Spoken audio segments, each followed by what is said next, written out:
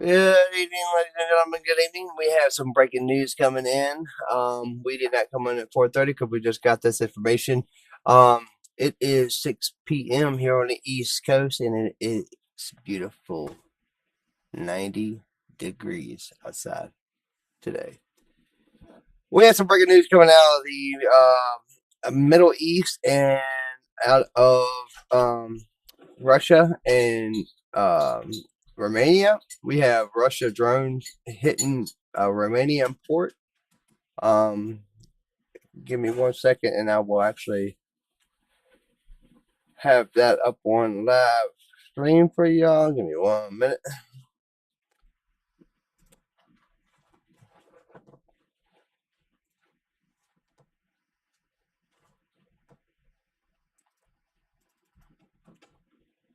One second, y'all. Apologize.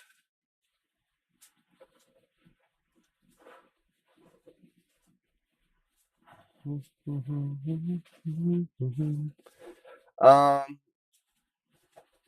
Hopefully everybody's doing good today. Before we get started, make sure y'all smash that like button. Can't talk today. Make sure y'all smash that like button and subscribe and follow, so we can get the news, the real news, out there. We have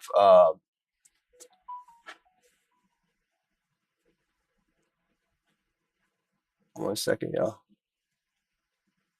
Ukrainian armed forces have been conducting a significant naval and maritime link in the description below. Here are the Ukrainian armed forces, breaking news coming out of Eastern Europe. Subscribe and support us on Patreon, link in the description below. Today we have breaking news coming out of Eastern Europe and also the Middle East as well. As we have been able to hear, the Ukrainian armed forces have been conducting a significant naval and maritime attack against the Russian Federation over the course of the past 24 hours, with a significant amount of Russian commercial ships and also Russian military vessels attempting to be targeted around the area of the Sea of Azov and the Crimean Peninsula. In the midst of this, a drone has exploded on the port of Constanta inside of Romania, but the Ukrainians have taken responsibility for this drone incident and have apologized to the Romanian government, stating that the drone was intercepted by electronic warfare and it unfortunately drifted into the area of the Romanian port, exploding near to the breakwater. Additionally, the Islamic Republic of Iran has fired at U.S. warships, apparently 2 Arleigh Burke-class destroyers, within the Gulf of Oman, with footage being provided of them firing the anti-ship missiles towards the vessels. CENTCOM has completely denied that the incident even occurred. However, it does appear that this time we do have video evidence stating the contrary. Additionally, we've also been able to see that the Islamic Republic of Iran is now demanding money from the United States, stating that $24 billion isn't that a lot much for the United States of America. It certainly wouldn't harm them to give Iran $24 billion, simply because they asked. Additionally, we've also been able to hear that it has been uncovered that a significant command center at Al Adid has been hit directly by the Iranians during the armed phase of the conflict, and it appears that this may be reducing the U.S.'s coordination and battle capabilities within the region, at least for the airspace. And we've also been able to hear that the Russian Federation is openly supplying the Islamic Republic of Iran with air-to-air missiles in the midst of the conflict and the ceasefire. The Iranians are also apparently conducting some activity over the city of Karaj over the course of the day, while additionally, the Ukrainian armed forces have been continuing to hit Russian Federation armed forces throughout the entirety of the front, and we've also been able to hear that a temporary ceasefire has been negotiated by the IAEA between Ukraine and Russia to be able to set up the high voltage power lines back to the area of the Zaporizhzhia nuclear power plant. The Russian Federation has also been putting out a new web of lies and stories over the course of the day, explaining away Russia's shrinking economy as something that's being done for Russia's long-term economic health and having absolutely nothing to do with the war in Ukraine. We've also been able to hear that Russia and Putin has claimed that the Russian army per day is taking the territory of the state of Alaska in ground, and that they will be taking over Ukraine at some point in the future, and for that reason, they don't even find peace negotiations to be necessary. But quite a significant amount of developments that have happened over the course of the day, and we're going to be getting into each of them, starting with our largest stories first, and then moving our way on down into the smaller stories throughout the video.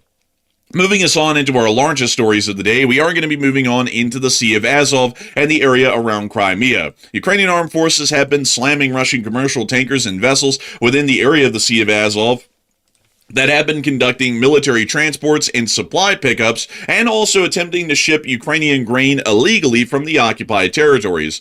Footage can actually be seen here of the 5 vessels getting hit and the damage being caused to them. These attacks happen throughout the entirety of the Sea of Azov, all the way from the city of Taganrog down to Berdyansk, where most of the operational ports that we saw in this clip were targeted and hit by the armed forces of Ukraine's drone forces.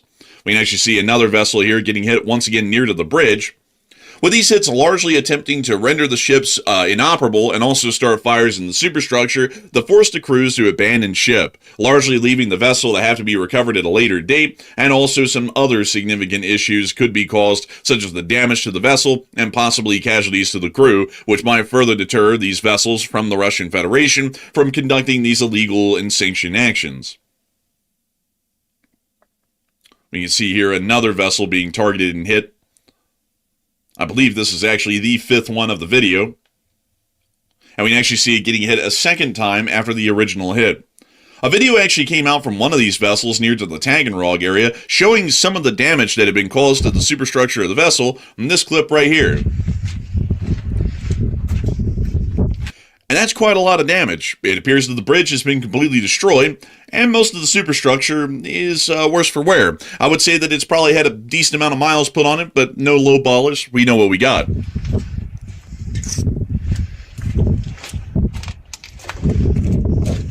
The upper deck of the ship is covered in debris from the explosion. And we can largely assume that this ship is most likely not operational because of this attack. Once again, though, I'm just taking a guess at that, considering that the bridge is largely completely destroyed and appears to have caved in onto the upper parts of the superstructure. I'm assuming that they probably can't run the ship normally. We've also been able to hear that there were a significant amount of these strikes along the coast, with a continuation of the footage and a duplicate made here, just in case we weren't able to get the original clip. And the attacks around the Crimean Peninsula are still continuing as well. We can actually hear that the situation is so bad in Crimea that Russian military bloggers are beginning to actively panic and state that Sevastopol, there will be no fuel today. Fuel trucks are only supplying emergency and rescue services. Only 20 liters per person on ration cards. Don't film the fuel trucks. Don't post about them in chats. Otherwise, they'll be burned. That was according to Russian mill blogger 2 Majors, and also reposted by Preston Stewart. A huge shout out to him for keeping this kind of news up and running. In the meantime, the city of Sevastopol is also seeing that the fuel shortage is beginning to create significant issues for other industries and other supply lines, considering that fuel is the baseline supply needed to transport and operate anything else that ships food or literally anything into the city of Sevastopol. Food is starting to run into critical shortages within the city. And we have seen that restrictions on the sale of food is starting to be introduced in shopping centers around the area of Sevastopol. We can actually see that this is putting a 3-count limit on each food item that a Russian can purchase, meaning that they're trying to conserve the remaining food resources that they have within the city. To explain the reason why this is happening, as many of y'all will know, fuel is needed to transport literally anything and everything, whether it be clothes, food, cars, car parts, aircraft, anything for that matter. If it largely is disassembled or is a small enough product that it can be put onto a train or a truck and shipped to a city, that's how it gets there. The city of Sevastopol is running into a huge amount of issues because there's no fuel left in the city for commercial activities. This means that if a Russian truck comes from Russia loaded with food and they drive into Crimea and drop off their trailer at Sevastopol, they don't have any way to get fuel to get back out of Sevastopol to head back to Russia, meaning that those trucks are either stranded in Sevastopol once they make it there and drop off their goods, or Russians just aren't deciding to go there because there's no way for them to be able to make the trip viable or profitable. They'll end up getting stranded in Sevastopol, and that just doesn't make any sense. So for that reason, the entire city's supply chains, in plural form, have collapsed at this point, and the food's running out, the clothes are running out, the gas is already run out, and everything else is running out as well. So it appears that this is becoming a critical and dire situation for the Russian Federation because of these kinds of attacks the Ukraine is conducting against anything that's related to the Russian supply lines. Unfortunately, a very interesting incident and a serious incident unfolded last night in the midst of these attacks the Ukraine was conducting around the Crimean Peninsula, after a Russian electronic warfare jammer was able to successfully jam and render immobile a Ukrainian drone near the area of Crimea. The drone then drifted towards the Romanian port of Castana and ended up exploding near to the breakwater, which we can actually see the clip of the explosion here.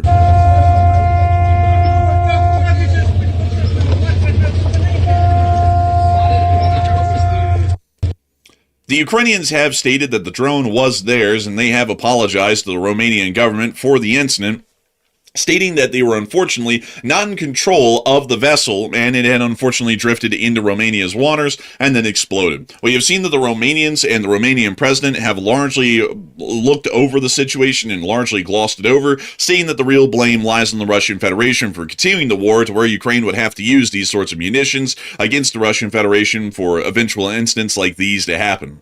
Outside of the situation in Ukraine and the dire situation that we're now seeing for the Russians across the board, and the major incident at Kastana, we've also been able to hear that the Islamic Republic of Iran has once again conducted hostile actions against U.S. forces. The IRGC has claimed that they fired anti-ship missiles at U.S. warships, calling them warning shots, and apparently this forced the U.S. Navy's vessels to retreat back out of the Gulf of Oman and into the Indian Ocean. CENTCOM already came out and flatly denied that this happened with the following post. False claim. Iran claims it fired warning shots at U.S. warships in the Gulf of Oman, forcing American vessels to retreat towards the Indian Ocean. The CENTCOM claims that this is false. This is about to age like milk. The truth, according to CENTCOM, is that Iranian forces did not attack or fire at U.S. Navy warships, because doing so would be a gross violation of the ceasefire.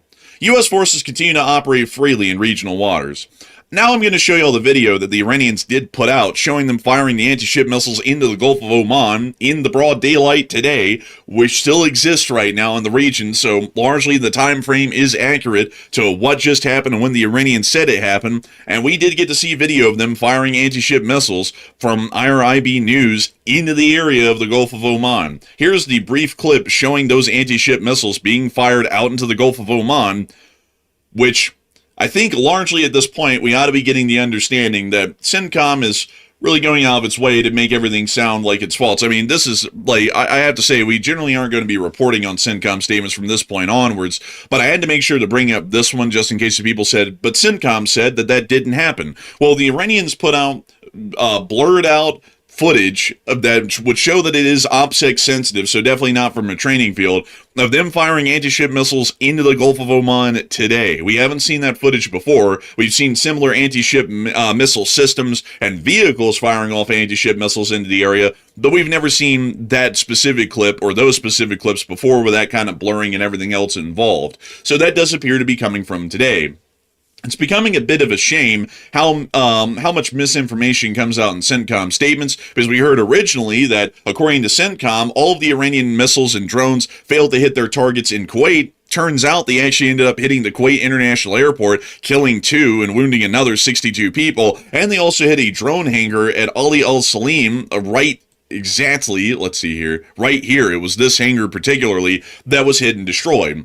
So it largely is showing us that CENTCOM is becoming a very unreliable source, to the point that we can't even take anything that they say at this point, even at face value, or even take it with a grain of salt. We largely can assume that whatever they say, they're wrong, and it's the complete opposite, and they're starting to enter what could only be described as the Russians' level of misinformation, which is extreme and is getting worse today. Additionally, we did get to see, however, that the USS Tripoli is in the area. CENTCOM did put out a picture of the Tripoli, so that largely does confirm that it is in the area, because they did publish a picture they took of it, and we've also been able to additionally hear that they have claimed that they have boarded a ship, the motor tanker Davina, in the Indian Ocean overnight, according to U.S. Indo-Pacific Command. Additionally, we've also been able to hear that the Islamic Republic of Iran, in the armed phase of the conflict that happened some time ago, apparently struck the U.S. Air Force's Combined Air Operations Center with multiple ballistic missiles. This little command center is at Al Udeid Air Base. You can actually see a picture of it right here. And additionally, the strikes actually severely damaged the facility, which ran America's air campaigns in the Middle East for over 2 decades and rendered it inoperable. A senior U.S. official and other people informed about the attack told Air and Space Forces magazine. No personnel were injured in the attack, as it was not in use at the time. It had been evacuated beforehand. And with the air campaign against Iran being directed from a facility at Shaw Air Force Base in South Carolina, which is the backup headquarters in case if this one was ever knocked out. This one was actually evacuated beforehand, before the strikes were even conducted, which generally is the reason why it was allowed to be hit. Also, we know that 5th Fleet's headquarters was also hit and obliterated as well, because most of all of the U.S. forces, outside of some very minimal skeletal crews, were completely evacuated out of Bahrain and Qatar prior to the beginning of the war on the 28th of February. The Iranians are also trying to see if they can largely blame the United States for the continued failures in the talks. I will largely say it's because of the maximalist positions being taken by both sides and the fact that neither side appears willing to budge at this point. But U.S.-Iran negotiations have fallen apart, according to the IRGC-linked Fars News, which blames American strikes on commercial vessels near southern Iran and Israeli operations in Lebanon for the breakdown. Regardless of what the lie the Iranians are coming up with today, it's just clear and obvious at this point that they're not willing to negotiate an actual ceasefire in good faith, and our only option forward is a military reopening of the Strait of Hormuz via martial action. We'll have to see if that decision is ever made eventually, but that's the only one we have, and any stalling on not making that decision is only seeing the United States dig itself deeper into an economic issue that we're already in the midst of right now. In the meantime, Russia is doing everything that they can to try and support the Islamic Republic of Iran, and leaked contracts are actually showing that Russia has supplied Iran with air-to-air and air-to-ground missiles of the following varieties.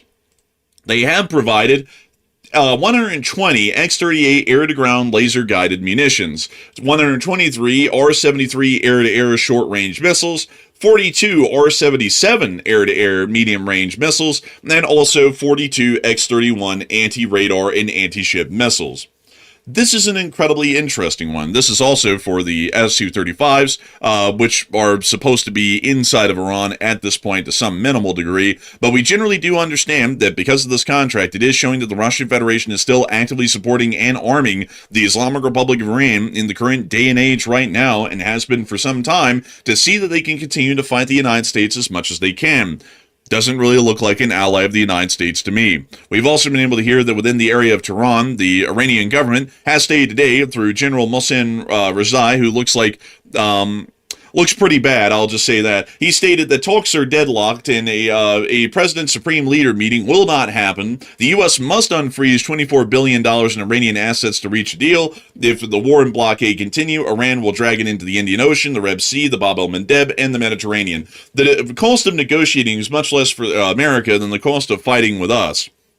That's according to this guy, who I don't even know how to describe what he looks like. He looks like a rat or a Muppet mixed together. But outside of that, he is saying that the United States has to give Iran $24 billion for the Iranians to even consider talking to them. I'd say that that's an absolutely crock deal, and we ought to not give them a cent or a dollar, and we ought to just continue to tell them, or we ought to start working off the idea that if they don't open the strait, we're going to conduct military action. And we should be conducting military action right now. The longer we wait and the longer we stall, the more confident they're becoming that they're in a great position. And they should understand that they're not in a great position, because the United States put all of its military efforts towards reopening the Strait of Hormuz. We would have it reopened probably in a couple of weeks to a month. Yet we are not, and this is giving the Iranians the idea, and so far it wouldn't be that much of an unchallenged idea, that they're the ones actually in control of the situation, and so they can continue to make demands like they're going to start hounding us for $24 billion just because they exist. We also additionally saw that there was some air activity over the city of Karaj, which we saw in this clip as well. And it's just that little beam of light up there that's moving around the sky. Nothing really to speak of there, but still showing some Iranian Air Force jets are active in the sky. Moving us on back up into Europe, we've also been able to hear of some absolutely insane developments that have unfolded, and I mean legitimately insane, that have come out of the Russian Federation's government over the day. Putin has gone to a press release, which was a huge mistake, and has started to talk about Russia's issues in the present day. And so for many people who said that Russia's economy was doing amazingly, y'all are about to find out from Putin himself it's doing quite poorly. Putin has stated today that they are considering child labor being introduced back into the Russian Federation, and they're considering lowering the country's working age to 12 and reopening some Soviet child labor camps to solve the country's job crisis. And this is due to the fact that the manpower and labor pool has been completely depleted in the Russian Federation due to the significant casualties that have been taken on from the war in Ukraine. As a result, Russia has been bringing in a large amount of migrant laborers from other countries such as India, and they have also been trying to find other ways to find more manpower, including now the consideration of child labor, to be able to try and make up the manpower difference that they're currently facing because of their major and significant losses on the front. We have also been able to hear that according to Putin, he has stated that their economy actually isn't failing, it isn't collapsing. You see, Russia's economy hasn't collapsed, it's just sunk to the level EU countries have been living at for years. Mind you all, the average income of a German citizen is about 45,000 US dollars. The average income of a Russian citizen is about 10,000 US dollars. So I'd highly doubt that that is even close to accurate, because sinking to the level of the EU and the level that they have of economic activity would generally suggest that the Russians are living a decent quality of life. They're broke, poor, and most of them live in poverty, so that's definitely not the case. We've also additionally been able to hear that Putin stated that the economy is cooling for the sake of its long term health. I've never heard anyone say that an economic collapse or a shrinking of their economy, which is definitely stagnation at the best case scenario and is an economic depression at the worst, is just a cooling for long term health. Never heard of that, when generally economies are healthy when they're growing, not when they're shrinking. We've seen that during the times of the Soviet Union, when their economy started to stagnate and shrink, Soviet Union didn't really last that much longer. So it looks like Putin is trying to go out of his way to spin the economic failures that are now happening in Russia full scale as some sort of a positive thing that's actually been pre-planned by Russia. It's just convenient that it's coming in the midst of Ukraine blowing everything up that makes money in Russia, and also the fact that the war's been going on for 4 years. So they just plan to have an economic reset in the middle of an active war, which makes no sense at all. We've also been able to hear that Putin did flatly reject the peace deal today and stated that the war only exists because of him and Russia. We've also been able to hear that, according to the Russian Federation's position, the reason why they're not willing to talk to Zelensky to end the war is because the Russian army has already seized 2 million square kilometers of Ukrainian territory. This is 4 times the size of the state of Ukraine, and this is about the size of the U.S. state of Alaska. So there is no way, no way in hell that they've taken 2 million square kilometers of Ukrainian territory, and that was the actual number that Putin quoted, and also said the seizure of territory is continuing on a daily basis, when in reality, we've been watching the front lines pretty heavily over the past few weeks and months, and the Ukrainians are the ones that are slowly pushing the Russians back. It's not a flood of frontline losses and miles of ground lost by the Russians, but it is little chips and breaks on the Russian front that we are seeing from time to time, all the way from Kupiansk and all the way down into Zaporizhia, the entirety of the active front. So the Russians are certainly not gaining ground, and they sure as hell do not control or have taken an area of ground that is 4 times the size of Ukraine, considering that they've hardly even taken 20% of Ukraine 4 years in. We've also been able to get even more interesting statements from the Russian Federation, including that Ukraine cannot have a nuclear weapon, which has not even been on the table, and nobody's really even considered that for the larger part as of late, but the Russians did reiterate that Ukraine cannot have a nuclear weapon. I don't even think that was an issue. They just seemed to bring that up to try and make some sort of another justification for continuing the war, because they might start to claim in the future that Ukraine's trying to create a nuclear weapon, and it's a threat to their national security. In the midst of this, however, some good news did come out from the area of the Zaporizhia nuclear power plant, as we did get to hear that the the International Atomic Energy Agency says it has negotiated a temporary local ceasefire between Ukraine and Russia, and this will be allowing repairs to a power supply line to Ukraine's Zaporizhia nuclear power plant. And additionally, we've also been able to see that the command post was destroyed today inside the area of Luhansk, and this footage came out today showing a Russian driving by and filming what is left of the command post that is now largely a pile of debris and rubble on the ground nearby. We see them having to drive over the rubble now as the command post continues to have secondary explosions, and large chunks of concrete and brick are now out in the street, largely obscuring the road and making it unsafe driving conditions. But that headquarters appears to clearly be destroyed. There's not much left standing, and I think if there was any Russians inside the building standing, I think they're laying down now. Pretty unfortunate for the Russian Federation. That sort of image is being recreated across the front lines almost every day and over several dozen areas, so not really that good of a look for the Russians. Doesn't look like a winning war. But with that in mind, that is all of the breaking news. And we actually have some other information that's coming in. Um, this is for a totally different subject and a totally different cause. We are actually doing a live stream comedy show tonight. Not for sure if we're going to get to the 10:30 news at 10:30 tonight, but we're going to try. We'll see. If not, please bear with us. Like I said, we will be doing a live stream. I'm not for sure if we're going to be doing it on YouTube and Kick. But absolutely, we are definitely doing it on. I mean, sorry, not Kick, but Rumble. We're either doing it on Rumble or YouTube. So make sure y'all don't miss out on that. I'm not for sure about exactly what time we're going to be starting that. It's probably going to be between 8 and 8:30. Um, so don't miss that tonight, 8 p.m. Eastern Standard Time, live comedy show. Don't miss it, y'all. Where it's going to be funny. It's going to be funny. Come on, y'all. Free comedy coming y'all way. That's all we have for y'all for right now for the news, but we will be back on here a little bit on the live stream for the comedy.